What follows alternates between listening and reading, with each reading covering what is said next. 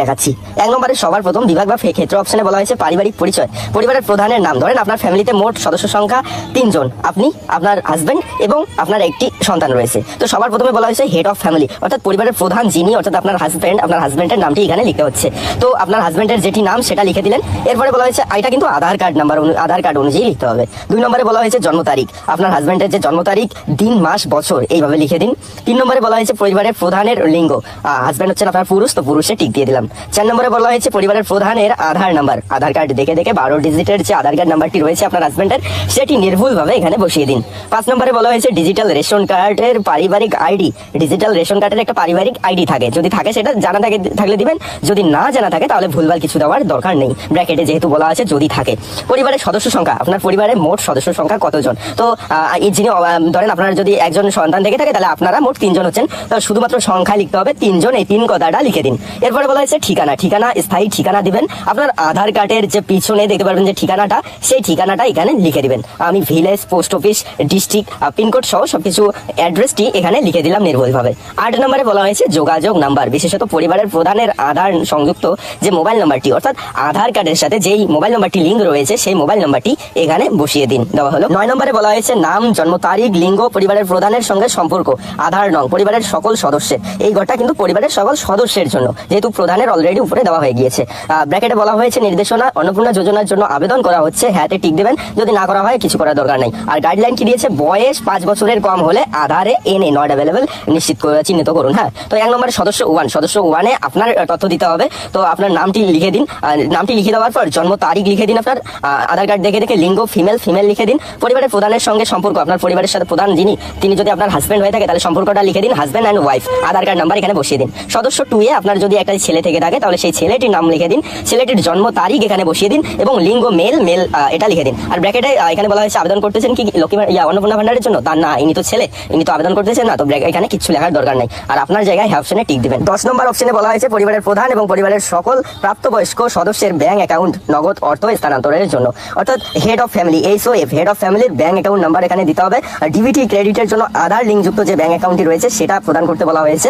তো এখানে head of ফ্যামিলির ব্যাংকের নাম আমি লিখে দিচ্ছি, কানাড়া ব্যাংক, অ্যাকাউন্ট নাম্বার লিখে দিচ্ছি, IFSC কোড, এই সমস্ত তথ্যগুলো কিন্তু ব্যাংকের যে পাসবুক আছে সেখানে পেয়ে যাবেন। সদস্য 1 এ আপনার সবকিছু তথ্যগুলো দিয়ে দিন, হেড অফ ফ্যামিলির জায়গায় আপনার স্বামীর তথ্যগুলো দিয়ে দিন এবং সদস্য 1 এ আপনার সব ব্যাংকের নাম, অ্যাকাউন্ট নাম্বার, IFSC কোড দিয়ে দিন। আর সদস্য 2 এ আপনার ছেলের সবকিছু তথ্যগুলো দিয়ে দিন, ব্যাংকের নাম, অ্যাকাউন্ট নাম্বার, IFSC কোড, ব্যাস হয়ে গেল। এবারে 11 নম্বর অপশনে চলে আসলাম আমরা। এখানে বলা হয়েছে এপিক, হেড অফ ফ্যামিলি এবং সকল প্রাপ্তবয়স্ক সদস্য ভোটার তালিকার অংশ নম্বর সহ। তো এখানে বলা হয়েছে যে এপিক নাম্বার আপনার প্রতিটা ভোটার কার্ডে পেয়ে যাবেন এপিক নাম্বার। পরিবারের প্রধান অর্থাৎ আপনার হাজবেন্ডের এখানে এপিক নাম্বারটি বসিয়ে দিন, দেওয়ার পরে যে বিধানসভা ক্ষেত্র সেই নাম্বারটি বসিয়ে দিন এবং অংশ নাম্বারটি সেটা বসিয়ে দিন। আপনি যে ভোট দিয়েছেন সেই যে কাগজ একটা স্লিপ দিয়েছিল ওখানেও পেয়ে যাবেন, বা আপনার যদি হিয়ারিং নোটিশ আসে সেখানেও লেখা থাকে কিন্তু, হ্যাঁ, যদি সিআর হিয়ারিং নোটিশ থেকে থাকে আপনার কাছে ওই স্লিপে পেয়ে যাবেন বিধানসভা ক্ষেত্র অংশ নাম। এখান থেকে একে আমি এরপরে আপনার তথ্যগুলো দিয়ে দিবেন, এপিক নাম্বার এবং অংশ, তারপরে হচ্ছে আপনার ছেলের সবকিছু তথ্যগুলো দিয়ে দিবেন, ব্যাস হয়ে গেল। এরপর 12 নম্বর অপশনে বলা হয়েছে বিভাগ, অর্থাৎ ইউআর না SC ST OBC, আপনার যেটা থেকে থাকে সেটা দিয়ে দিবেন। তো এনাদের হচ্ছে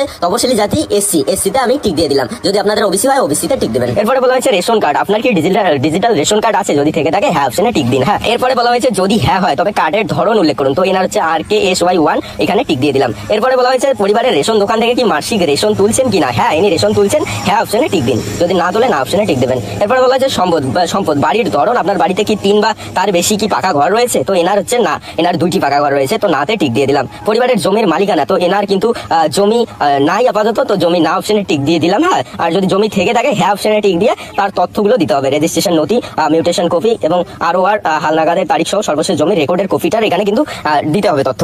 3 নম্বরে বলা হয়েছে পরিবারের সকল সদস্যের মোট জমির পরিমাণ, আপনারা পরিবারের যে 3 জন সদস্য, 3 জন সদস্যের মোট জমির পরিমাণ কত, এনার হচ্ছে 1 বিঘা অর্থাৎ 33 শতক, সেটা লিখে দিলাম। এরপরে বলা হয়েছে যানবাহন, আপনার বাড়িতে কি মোটর চালিত বা 4 চাকার গাড়ি আছে, তো এনাদের নাই, নাতে টিক দিয়ে দিলাম। যদি বাইক থেকে থাকে তাও নাতে টিক দিবেন, যেহেতু এখানে 4 চাকার কথা উল্লেখ করা হয়েছে আর বাইকের তো 2 চাকা। এরপরে 5 নম্বরে বলা হয়েছে পারিবারিক ভিত্তিক সদস্যের স্বাস্থ্য বীমা, তো এনার কিন্তু স্বাস্থ্য বীমা নাই, নাতে টিক দিয়ে দিলাম, এগুলোতে না। এরপরে ঘ নম্বরে বলা হয়েছে কোনো সদস্য কি পেশাগত বা কর প্রদান করেন, তো ইনি করেন না, নাতে টিক দিয়ে দিলাম। এরপরে বলা হয়েছে 2 নম্বর পরিবারের সকল সদস্যের প্যান কার্ড যদি থাকে, না থাকলেও দেওয়ার দরকার নাই, প্যান কার্ড আছে হ্যাঁতে টিক দিয়ে দিলাম। যদি হ্যাঁ হয় তাহলে পরিবারের প্রত্যেকের নাম দিতে হবে এবং প্যান কার্ড নাম্বার অনুযায়ী সবকিছু তথ্য দিতে হবে। হেড অফ ফ্যামিলি, পরিবারে আপনার যে হাজবেন্ড তার নাম দিয়ে দিলাম, প্যান কার্ড নাম্বার দিয়ে দিবেন। সদস্য 1 এ আপনার নাম দিয়ে দিবেন, আপনার প্যান কার্ড নাম্বার দিয়ে দিবেন। সদস্য 2 এ আপনার ছেলের নাম দিয়ে দিবেন এবং আপনার ছেলের যে প্যান কার্ড নাম্বার সেটা দিয়ে দিবেন, ব্যাস হয়ে গেল। এরপরে 3 নম্বরে বলা হয়েছে কর্মসংস্থানের ধরন। তো আপনার হেড অফ ফ্যামিলি, পরিবারের প্রধান কি কাজ করেন? তো আংশিক সময়ে যদি কর্মরত যেটা হয় সেটা দিয়ে দিবেন। তো ইনি হচ্ছেন পরিযায়ী শ্রমিক, পরিযায়ী শ্রমিকের টিক দিয়ে দিলাম। তো আপনার হচ্ছে 1 নম্বর সদস্য আপনি কি করেন? আপনি বেকার, বেকারে টিক দিয়ে দিন। যদি হয় কি পেশা ওটাতে টিক দিন। আপনার ছেলে বেকার, বেকারে টিক দিয়ে দিলাম। এরপরে বলা হয়েছে 4 নম্বরে পরিবারের শিক্ষিত প্রাপ্তবয়স্ক সদস্যের সংখ্যা এবং পরিবারের অশিক্ষিত প্রাপ্তবয়স্ক সদস্যদের সংখ্যা। তো এখানে পরিবারের প্রধান যিনি তিনি হচ্ছেন 8 পাস শিক্ষিত দিয়ে 8 পাস লিখে দিলাম। এবং আপনি কি কতদূর পড়াশোনা? মাধ্যমিক পাস শিক্ষিত দিয়ে মাধ্যমিক পাস লিখে দিলাম। আর আপনার যে ছেলে তিনি হচ্ছে শিক্ষিত, তিনি হচ্ছেন ক্লাস উচ্চ মাধ্যমিক হায়ার সেকেন্ডারি, সেটা এখানে লিখে দিলাম। দেওয়ার পর এখানে বলা হয়েছে 5 নম্বরে কোনো সদস্য কি কোনো সাংবিধানিক পদ, মন্ত্রী, সাংসদ এইসবে আছে কি? তো এনার নাই, নাতে টিক দিয়ে দিলাম। তারপরে 6 নম্বরে কোনো সদস্য কি সরকারি পেনশনভোগী? তো না, এনারা কিন্তু সরকারি কোনো পেনশন পায় না। যদি থেকে থাকে তাহলে পেনশনভোগীর সদস্যের নম্বরটাও কিন্তু এখানে দিতে হবে। 8 নম্বরে বলা হয়েছে পরিবারের মোট বার্ষিক আয় কত টাকায় অঙ্কে? তো এনার হচ্ছে 2.5 লক্ষ লিখে দিলাম সংখ্যায়। তারপরে 9 নম্বরে সিএ এর আবেদনের বর্তমান অবস্থা। তো এনাদের জন্য প্রযোজ্য নয় এতে টিক করে দিলাম। এরপরে বলা হয়েছে 2 নম্বরে অন্যান্য কিষাণ কার্ড, ক্রেডিট কার্ড এইসব কি আছে? তো এনাদের নাই, নট অ্যাভেলেবেল। যদি থেকে থাকে আপনারা দিয়ে দেবেন।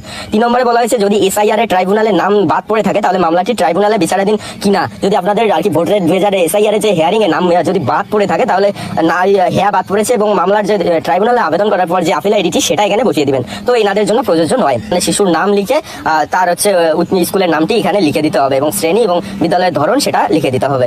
তারপরে বলা হয়েছে 2 নম্বরে শিশুদের টিকাকরণের বর্তমান অবস্থা। তো এনাদের কিন্তু বাচ্চা বা ছোট শিশু কেউ নাই, তো এখানে নট অ্যাভেলেবেল। তারপরে 1 নম্বরে এখানে বলা হয়েছে আপনি কি কোনো ধরনের সরকারি ডিবিটির মাধ্যমে সুবিধা পাচ্ছেন? তো এনারা পাচ্ছেন না, এইসব নাতে টিক দিয়ে দিন। দেওয়ার পরে এখানে বলা হয়েছে আমি এই মর্মে ঘোষণা করছি যে উপরে প্রদত্ত তথ্য আমার জ্ঞান ও বিশ্বাস অনুযায়ী আমি সবকিছু সঠিক দিয়েছি। তো এখানে সহমতে টিক দিয়ে দিন। দেওয়ার পরে এখানে সইটা কে করবে? সইটা হচ্ছেন যিনি আবেদন করতেছেন তিনি করবেন। যদি তাহলে সই লিখে নিজে ব্র্যাকেটে লিখে দিবেন যে আবেদনকারী। আর যদি প্রধান সই করেন তাহলে প্রধান, পরিবারের আপনার হাজব্যান্ড সই করে ব্র্যাকেটে লিখে দিবেন যে প্রধান।